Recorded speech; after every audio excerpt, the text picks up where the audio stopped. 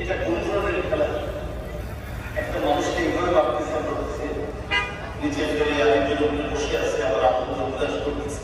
এটা কোনো খেলা না, ওটা কোন ধরনের খেলা?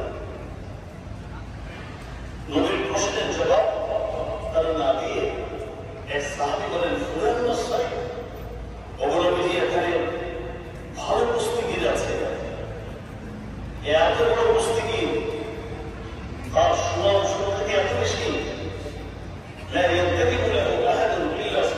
তার সামনে যেই কুস্তি খেলতে আসে তিনি নাকি ধর্ষণ